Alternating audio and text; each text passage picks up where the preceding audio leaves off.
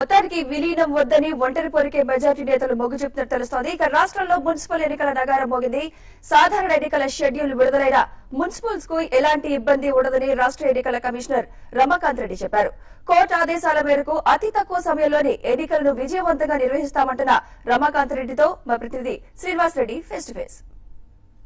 ఈ నెల 30 తారీఖున మున్సిపల్ ఎన్నికలు జరగనున్నాయి. దీనికి సంబంధించి మరిన్ని వివరాలు రాష్ట్ర ఎన్నికల కమిషనర్ రమాకాంత్ రెడ్డి అని తెలుసుకుందాం. సార్ చెప్పండి, ఎన్నికలకు సంబంధించి ఏ విధంగా ఏర్పాటు చేస్తున్నారు? ఎన్నికల నోటిఫికేషన్ ఇప్పుడు ఇష్యూ చేయడం జరిగిందండి. దీంతో మొత్తం రాష్ట్రంలో అంటే గ్రామీణ ప్రాంతాల్లో, పట్టణ ప్రాంతాల్లో కూడా ఎలక్షన్ కోడ్ అమల్లోకి వచ్చినట్టుగా మీరు భావించవచ్చు. మేము 30వ తారీఖు ఆదివారం నాడు, ఈ నెల 30వ తారీఖు నాడు ఎన్నికలు జరపబోతున్నాం. 2వ ఏప్రిల్ నాడు కౌంటింగ్ జరుగుతుందండి. అంటే ఎన్నికల్లో జరుగుతున్న అక్రమాలు కానీ, మద్యం కానీ ప్రవాహం జరగకుండా ప్రతిసారి ఏదో ప్రత్యేకమైన చర్యలు కాకుండా స్పెసిఫిక్ గా చర్యలు తీసుకుంటున్నారు.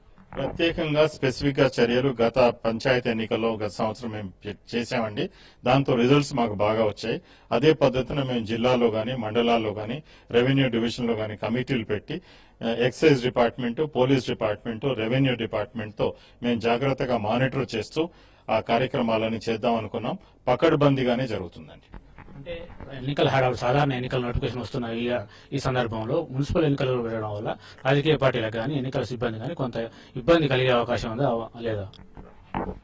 రాజకీయ పార్టీలకు కానీ, ఓటర్లకు కానీ, మా సిబ్బంది కానీ కొంచెంగా ఇబ్బంది కలిగే అవకాశం ఉంది. కానీ ఎవరిని కూడా అంతగా ఇబ్బంది పెట్టే ఉద్దేశం మాకు లేదు. మేము క్యాలెండర్ షెడ్యూల్ ఎలా తయారు చేశామంటే, election commission of India issue చేయబోయే నోటిఫికేషన్ లో వాళ్ళ ఎలక్షన్లు మా ఎలక్షన్లు క్లాష్ కాకుండానే పెట్టుకోబోతున్నాం. వాళ్ళ ఎన్నికలు మొదలు కాకముందే మా ఎన్నికలు పూర్తి చేసే ఏర్పాట్లు కూడా చేశాం. అలాగే గత సంవత్సరం 80 రోజులు స్టాఫ్ కూడా సీమాంధ్రలో స్ట్రైక్ లో ఉన్నారు కాబట్టి ఎలక్షన్లు పెట్టలేకపోయాం. ఇలాగా 3.5 సంవత్సరాలు చాలా కారణాల వల్ల వాయిదా పడడం జరిగింది. ఫైనల్ గా ఇవాళ రిలీజ్ చేశాం. రాజకీయ పార్టీలకు కానీ, ప్రజలకు కానీ మీరిచ్చే సందేశం అని సూచన, విజ్ఞప్తి.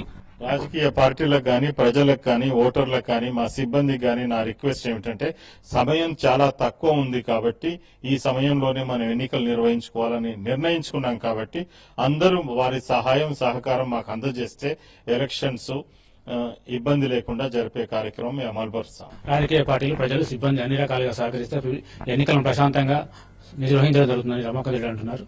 కెమెరామెన్ దినేష్ తో